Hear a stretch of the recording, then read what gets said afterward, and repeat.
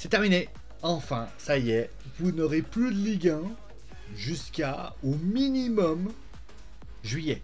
Après, bon, on pourra peut-être tabler jusqu'à août. En tout cas, j'espère que vous allez bien. Salut tout le monde, j'espère que vous allez bien. Tous et toutes, nous retrouvons bien évidemment. Non pas pour bénir quelqu'un, parce que clairement bénir les gens, moi j'aime pas trop. Mais en tout cas pour parler de la toute et dernière journée du championnat de Ligue 1. Voilà, c'est terminé. Tous les champions ont donc été désignés à compter de maintenant. Il restera bien évidemment le vainqueur de l'Europa League et le vainqueur de la Ligue des Champions, Footzone d'ailleurs bien sûr, la semaine prochaine, vous commencez à en avoir l'habitude. Mais bien évidemment on va revenir sur les différents matchs de Ligue 1 qui ont eu lieu et donc les désignations, etc. Alors je laisse monter un petit peu la pression. Mais bon, au niveau des résultats que vous voyez juste à votre droite, vous avez sans doute compris qui sera champion, qui est le deuxième, qui est le troisième et ainsi de suite. Donc déjà on va commencer comme la semaine dernière avec concrètement les résultats de Ligue 1. Donc Angers qui a fait que mieux que le score de 2-1 puisque Lille a gagné. Oui, Lille a gagné 2-1. Le Paris Saint-Germain lui s'est imposé 2-0 face à Brest. Lens et Monaco 0-0. Nice a battu Lyon. Ça c'est la grosse surprise de la soirée. 3-2. Metz, Marseille, 1 but partout. Rennes a battu Nîmes 2-0 avec notamment un très beau but de je sais plus qui, mais voilà, deux très beaux buts. Montpellier qui a battu Nantes 2-1. Il y avait d'ailleurs un penalty qui a été controversé durant la rencontre. Dijon a battu Saint-Etienne 1-0. Bon, de toute façon, voilà, il y avait déjà des décisions. Bordeaux qui finit bien la saison avec un score de 2-1 face à Reims. Et enfin, Strasbourg bat Lorient sur le score de 1 partout. Alors, au niveau du résultat, donc désormais, classement. Donc, le classement final est désormais acté signé. Donc, nous avons Lille qui devient donc le nouveau champion de France de Ligue 1 2020-2021 avec 83 points. Alors, ils ont eu un peu peur en fin de match, mais clairement, Lille avait fait ce qu'il avait à faire avec 83 points. Monaco a donc... Paris, 82 points.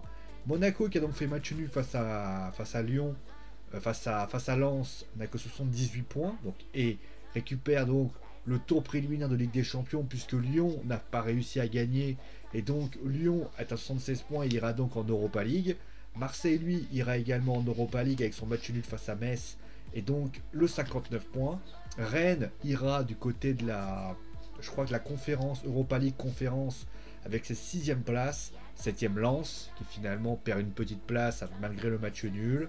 Montpellier est 8e avec 54 points. Nice 52 points. 9e place aussi des Niçois qui peuvent espérer quelque chose l'année prochaine. Metz 49 points. Saint-Etienne 46 points. Ils ont bien fini les Stéphanois. Bordeaux 45 points. Angers 44. Reims lui 42 points. Strasbourg 42 points, Lorient 42 points, Brest malgré la défaite face au Paris Saint-Germain a 41 points et donc les derniers, donc celui qui sera barragiste et c'est cruel quand même parce qu'ils échouent à la dernière place, à la dernière échelle et c'est finalement Nantes qui a 40 points, Nîmes 35 points et enfin le dernier, bon c'était déjà prévu depuis très longtemps, Dijon qui a donc 21 points. Voilà un petit peu ce qu'on avait à dire dans cette saison. Alors, qu'est-ce qu'on peut dire des résultats? Déjà, au niveau des résultats, alors, au niveau de Lille, clairement, les Lillois ont réalisé une prestation relativement complète. Ils ont eu ce but d'Angers en fin de match qui aurait pu tout faire capoter. Mais concrètement, Lille a battu Angers sur le score de 2-1. Et je pense que, je veux dire que ça souffre d'aucune contestation, mais c'est vrai qu'ils étaient plus consistants, plus impressionnants, les Lillois. Moi, je les ai trouvés très bons, concrètement, voilà, très bons dans ce match. Ça confirme tout simplement que quand Lille réussit à marquer tôt et réussit à avoir, justement, ils ont la possibilité de gérer un résultat. Et Lille est capable de bien savoir gérer ce résultat avec donc le score de 2-1, donc qui a été bien fait par rapport à ça. Le Paris Saint-Germain, lui, ça a été plus compliqué. Bon, le Paris Saint-Germain, il y a 2-0 avec un but de Di Maria et de Mbappé. D'ailleurs, pour info, il y avait un penalty du Paris Saint-Germain tiré par Neymar avec une façon particulière d'arrêt de l'Arseneur. Voilà, 2-0. Dans un match concrètement où les Parisiens n'ont pas fait un bon match. Mais j'ai envie de dire que c'est un peu à l'image de la saison. Paris a jamais vraiment pesé, à part quelques matchs de ci de là, contre Lyon, contre le FC Barcelone, contre le Bayern de Munich. Mais sinon, en général, le Paris Saint-Germain n'a pas su mettre les ingrédients nécessaires. Alors, il gagnait face à des petites équipes. Mais là, contre Brest, il fallait sortir le grand jeu, montrer justement le standing du vrai champion. Et finalement, eh bien, vous avez juste un but sur contré par un Brestois qui finit dans le fond des filets et Mbappé qui réussit à marquer le deuxième but. Mbappé d'ailleurs, qui moi je vous l'annonce, hein, je sais que certains vont me taper sur les doigts, mais moi, Mbappé il va pas rester. Il va pas rester alors que moi pour moi Neymar ne mérite pas d'être resté et que je pense que pour moi il fallait mettre tout l'argent du côté bien de ce qui s'est passé. Bon, Lens Monaco. Alors Canal l'a pas vraiment diffusé, donc je peux pas vraiment vous donner mon avis, mais bon, Lens Monaco, ça reste un match quand même qui était le plus important. Mais voilà, donc Lens Monaco, je pense que les Monégasques peuvent s'en mordre les doigts. On a senti des après, d'après les retours que j'ai pu voir, quelques extraits que j'ai pu voir, bah Monaco a pas fait un bon match. Voilà, ils ont pas su faire ce qu'il fallait face à Lens. Et heureusement d'ailleurs que Lyon n'était pas dans un grand soir concrètement. Les Lyonnais ont fait plutôt une bonne mi-temps où ils ont produit quelque chose. Mais après, la réalité a un petit peu frappé là où ça fait mal, puisque là où les Monégasques, là tu devrais être motivé concrètement, tu devrais avoir envie de te réveiller, de te dire voilà qu'on va pouvoir faire quelque chose. Et malheureusement, c'est pas du tout ce qui s'est passé. On a senti des Lyonnais toujours sur le reculoir, qui a mené 1-0, puis qui a eu 2 buts à 1, puis après il y a eu quand même telle ou telle chose. Et là, il y a le Niçois Hassan Kamara, et il y a ce troisième but de William Saliba qui arrive un peu de manière surprenante, mais qui n'est pas totalement de surprise. Parce que malheureusement, quand tu as une équipe qui manque de consistance dans un match, et c'était concrètement à l'image de la saison. Ça a été à l'image de la saison. À l'image de la saison, on peut la résumer telle qu'elle. Ils font une première mi-temps qui est relativement plutôt intéressante, et ils font une deuxième mi-temps où ils se sabordent tout seuls, ils sont pas capables de mettre un pied devant l'autre, ils se créent pas énormément d'occasions. Moi j'ai envie de dire, comment tu peux galérer à ce point-là alors que tu as le match en main. Là tu as le match en main et tu dois pour ainsi dire dominer la rencontre et les calmer pour ainsi dire. Et là c'est vrai que ça a été quand même une grosse surprise du côté lyonnais, mais c'est encore une fois les Lyonnais, c'est pas la première fois qu'ils se le font. Ils sont capables concrètement d'avoir des éclats de génie pendant un match, et puis ils sont capables aussi d'avoir des moments de perte, et c'est ce qui s'est passé face à Nice. Nice a vu une opportunité, ils ont joué crânement leur chance, et bon 3 buts à 2, le score, je vais pas dire qu'il reflète la logique du match, parce que je pense que le match nul n'aurait pas été illogique, mais même avec un match nul, je pense que de toute façon les Lyonnais, finalement quand on y pense, c'est peut-être la conclusion de l'histoire, si on a besoin de faire une conclusion, c'est que les Lyonnais ont pas su faire ce qu'il fallait. Donc finalement voilà, les Niçois qui gagnent. Donc après Rennes qui gagne, ok, pourquoi pas. Bon, après pour les bas de tableau, je vais pas dire que c'est un juste retour des choses des Nantais, parce que les Nantais pour moi ont fait la meilleure fin de saison de tous ceux qui étaient tous ceux qui étaient passibles de relégation. Mais il faut quand même reconnaître que Bordeaux, là où Bordeaux a su faire ce qu'il fallait en réussissant à gagner 2 buts à 1. Franchement, le match qui pour moi était le match peut-être avec le match de tous les dangers, c'était peut-être le match de Brest-Paris Saint-Germain. Mais Brest, voilà, il y a telle chose. Et puis Montpellier qui gagne contre Nantes. Alors on va revenir quand même sur ce penalty qui a été checké par la VAR. Alors moi honnêtement, j'ai vu le match, j'ai vu l'action en question. Franchement, quand j'ai vu l'action à grande vitesse, je me suis dit ouais. Et puis d'un seul coup, en revisualisant les images, en prenant bien mon temps, la vérité c'est que j'ai eu un doute. En fait, ce qui se passe, c'est que oui, alors le défenseur montpelliérain ne touche pas le ballon, ça c'est clair. Mais il y a un truc qui me gêne, c'est que vous avez le Nantais qui saute et qui finalement a un geste qui pourrait s'apparenter à une simulation. Puisqu'il ne le touche pas réellement, et au final, le Nantais tombe. Donc moi, je suis l'arbitre, je me serais posé la question. Après, bien évidemment que le Montpellierin ne touche absolument pas le ballon, mais d'un côté, il peut... Moi, la question que je me pose, en fait, c'est quand tu touches... Imaginons que tu touches rien.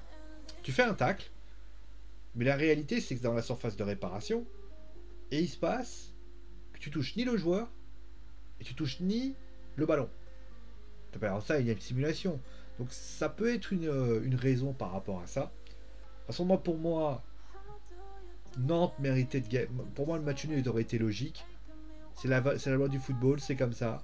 Et Nantes, finalement, ira barragiste. Alors, c'est sûr que c'est une énorme déception pour les Nantais. Parce que les Nantais étaient peut-être l'équipe, je l'ai dit, l'équipe qui avait fait la meilleure fin de saison. Mais d'un côté, je me dis, ben, quand tu prends le bilan de la saison, tu te dis dans ta tête, ben, cette équipe, elle est à sa place en fait. Elle est à sa place parce qu'elle a eu énormément d'erreurs de management, des joueurs qui n'ont pas su faire ce qu'il fallait. Je pense que si tu n'utilises pas la carte Raymond Domenech et que tu mets en place tout de suite Antoine Comboiré, Nantes est maintenu. Et c'est peut-être aussi un symbole, c'est de se dire que Raymond Domenech, à juste titre, eh ben, ça a été une période que le président Kita doit porter aujourd'hui. Je sais pas si Nantes descendra en Ligue 2, j'en sais rien. Ils vont affronter, je crois, ils vont affronter Toulouse ou Grenoble. Je sais plus, je crois qu'ils vont affronter Grenoble, je crois, ou Toulouse. Je sais pas. Alors, en tout cas, c'est sûr, ils vont pas affronter le Paris FC, mais ils vont affronter soit Toulouse, soit Grenoble. Si Toulouse passe, mais les Nantais, moi je vais vous dire une chose. Je pense que les Nantais vont être en colère et ils vont demander à ce que la famille Kita s'en aille. Et puis je vais même aller plus loin encore. Que cette histoire de qui famille Kita ou non famille Kita. Moi, ce que j'ai envie aussi de mettre en place, ben, c'est que cette équipe de Nantes, ben, aujourd'hui, elle est en grosse difficulté. Parce que voilà, la saison n'a pas été bonne. Et voilà, c'est un juste retour des choses. Je veux dire, les erreurs durant toute la saison, tu les payes cash à un moment donné. Faut pas s'étonner de ça. C'est comme le Paris Saint-Germain. On va revenir sur le Paris Saint-Germain après. Enfin, on fera un petit bilan. Je vais faire vraiment un bilan total, hein, bien sûr, durant là. Ce sera une sorte de bilan de club où je vais vous taper de Lille, Paris. Et je vais essayer justement d'essayer de scruter ce qu'ils pourraient proposer la saison prochaine. Mais concrètement, si je devais un conseil de classe, moi, l'avertissement de conduite, je mettrais au FC Nantes. Clairement. Bon, voilà. Donc, qu'est-ce qu'on peut donner comme bilan de la saison aujourd'hui? Voilà, on va directement aller dans le bilan de la saison. Bah, le bilan de la saison, c'est que le champion lillois, pour moi, il est pour ainsi dire. Alors, je sais que certains n'oseront pas le reconnaître parce qu'ils sont parisiens, parce que si. Mais moi, pour moi, Lille a mérité d'être champion. Alors certes, tu vas me dire au niveau du statistique, eh ben 82 points, 83 points, mais il y a eu trop d'erreurs du côté parisien pour te permettre de faire ça. Les Lillois aujourd'hui ont été au-dessus, on va dire, ils ont gagné d'ailleurs, ils ont récupéré quand même 5 points sur 6 du côté du PSG, ils ont récupéré 4 points sur 6 du côté du PSG, ils ont été impressionnants. Le match au Parc des Princes, bah, si tu fais au moins un match nul pour le côté du PSG, ça peut être donné. Et puis le côté du PSG, bah, il y a eu des problèmes où le PSG a perdu des points. Je pense à Rennes PSG, je pense à Lens PSG, même si certains diront que c'était le début de la saison. Mais je rappelle quand même que Lens, on ne savait pas encore la saison qu'ils allaient produire. On a vu également des joueurs qui ont perdu contre Marseille, contre les 5 premiers de Ligue 1. Les 5 premiers de Ligue 1 ont tous pris des points face au PSG. Notamment Monaco, qui a pris 6 points, Lyon qui en a pris 3, Lille qui en a pris 4. Tu peux pas te permettre de perdre autant de points en fait. Et je parle même pas. Tu vois, quand tu mets bout à bout le nombre de points qu'ils ont perdus, bah tu te rends compte que bah, Lille, là où ils étaient un peu en difficulté, bah, il y a eu un point qui a été pris. Quand ils n'arrivaient pas à avoir le match nul, ils arrivaient quand même à avoir la victoire.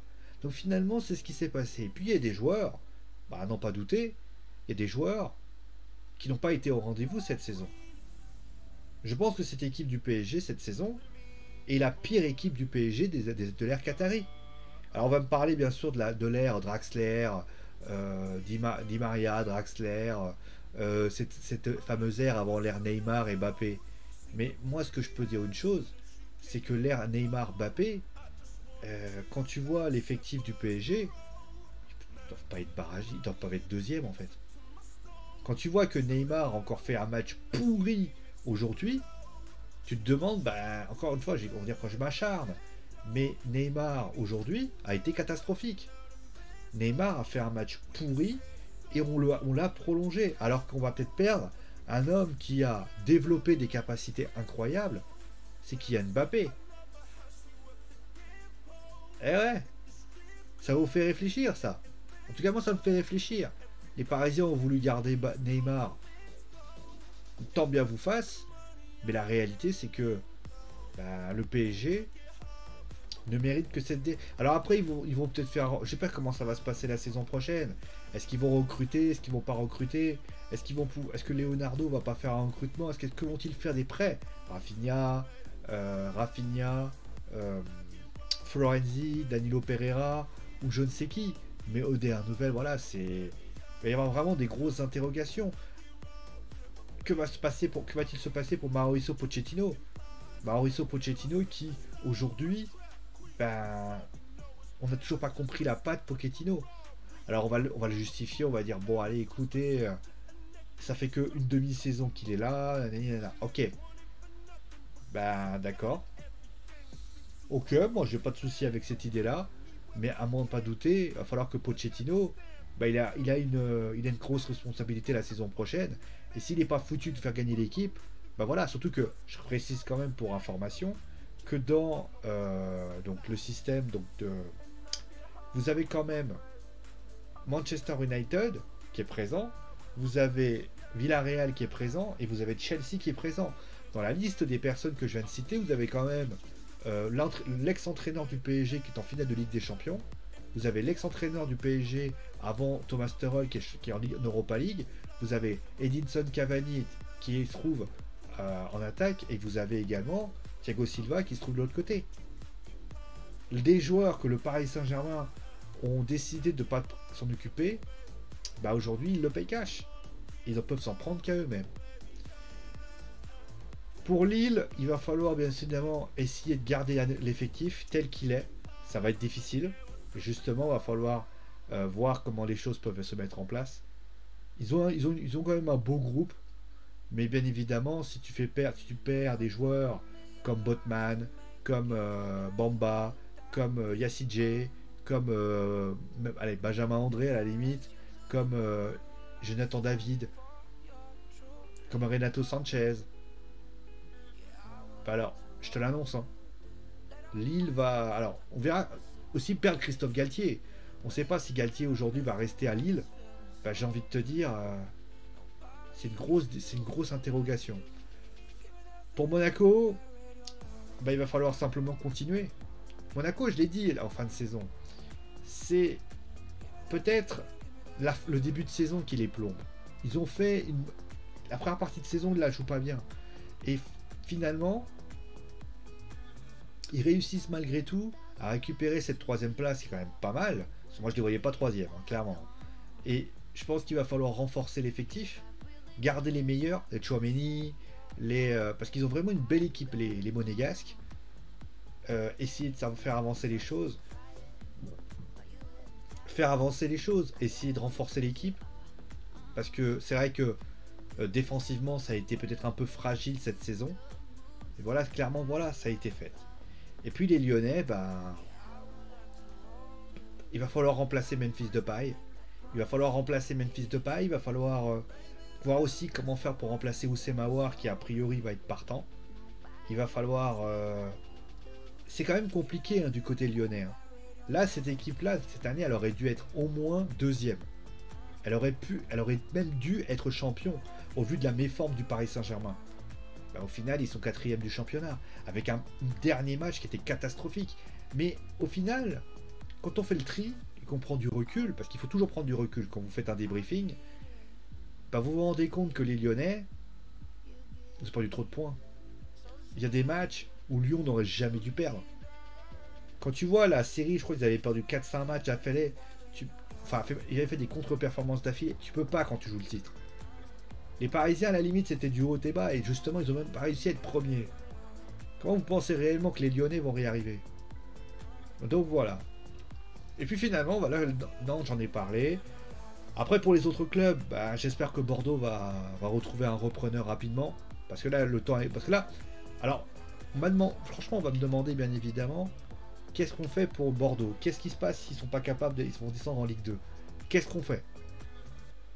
Je pense que la LFP va vouloir une information rapidote. Donc il va falloir vraiment trouver un repreneur rapidement. Saint-Etienne d'ailleurs va trouver un repreneur. D'ailleurs j'avais fait une news par rapport à ça. Donc il va falloir faire quelque chose. Trouver des solutions. Faire bosser les choses. En tout cas vraiment faire les choses comme ça. Et donc voilà un petit peu ce qu'on avait à dire sur ce championnat. Moi je pense que ce championnat a été un championnat complet. C'est bien d'avoir eu du suspense. Après, voilà, il reste le dernier point que je vais citer, c'est les droits télé. Qu'est-ce qu'on fait? Qu'est-ce qui va se passer pour les droits télé? Est-ce que les droits télé vont être bradés? Est-ce que les droits télé vont être... j'en sais rien. Je vais vous dire la vérité, j'en sais rien. Les droits télé aujourd'hui, je ne peux pas vous garantir aujourd'hui que les droits télé vont concrètement monter. Enfin, j'ai quand même des informations. Les seules informations que je peux vous dire, c'est que, a priori, la Ligue de football professionnel a pour ambition de faire une nouvelle chaîne. C'est quand même assez symbolique. Ça veut dire que clairement, ils n'ont pas de diffuseurs qui sont intéressés par l'intégralité des matchs. Ça fait flipper. Hein. Alors après, il peut y avoir quelqu'un du haut du chapeau. On est au mois de juin, il n'y a toujours pas... Enfin, mois de juin. On est fin mai, on n'a toujours pas réussi à trouver un repreneur. C'est vrai qu'il y a beaucoup d'incertitudes dans ce championnat. Et c'est pas du tout rassurant quand on veut être ambitieux. Et ça, c'est quand même quelque chose d'inquiétant. On va voir comment les choses se passent. De toute façon, l'argent va arriver du côté des clubs de Ligue 1. Mais ne vous attendez pas, bien évidemment, à avoir des folies si jamais du côté de Canal et de droit télé, on décide de rester comme ça. Voilà un petit peu ce que j'avais à dire sur cette saison. On fera bien évidemment, alors pour info, on fera vraiment un tour de France des principaux protagonistes des clubs. On ira voir bien sûr alors Lille, Paris, Monaco, Lyon, on ira voir Bordeaux, on ira voir tous les clubs qui ont vraiment apporté quelque chose. Alors ça ne veut pas dire que Marseille, j'irai pas les voir, j'irai voir Marseille. Marseille, j'en ai pas parlé aujourd'hui parce que Marseille n'avait pas d'enjeu particulier. Mais si vous avez mon avis là-dessus, je pense qu'une page se tourne du côté de l'Olympique de Marseille avec le départ de Thauvin, mais aussi le départ de quelques joueurs. On va avoir quelque chose de voir par rapport à ça. Voilà. Pour information, donc il restera 2 foot zones à réaliser, donc au niveau de la saison, je parle, puisque vous aurez le match d'Europa League si tout va bien, et vous allez avoir le match de Ligue des Champions si tout va bien aussi. Vous allez avoir également l'Euro qui vous sera proposé. Alors je vous ferai un calendrier rapide, hein, voilà, des différents matchs de la foot zone qui vous seront proposés. Voilà. Je précise pour information, parce que forcément vous attendez peut-être des infos, à partir d'aujourd'hui, attendez, comme ça va être un peu plus calme le football, il y aura plus de stream, mais j'ai prévu de vous relancer le journal du Mercato. Je vous le ferai d'ailleurs, je vais vous faire le journal du Mercato. Alors ça aura plus lieu le soir, pour la simple et bonne raison que ça sera trop compliqué de vous faire tout ça, mais ce que je pense que je vous ferai le journal du Mercato peut-être le soir pour vous le diffuser le matin. Ça vous aurez le temps d'avoir votre petit café, de regarder tout ça. Voilà un petit peu ce que j'avais à dire par rapport à tout ça. Merci à vous tous d'avoir suivi l'émission. Portez-vous bien. Et comme je dis toujours, c'est mon dernier mot, parce que j'ai dit. Allez, ciao les amis!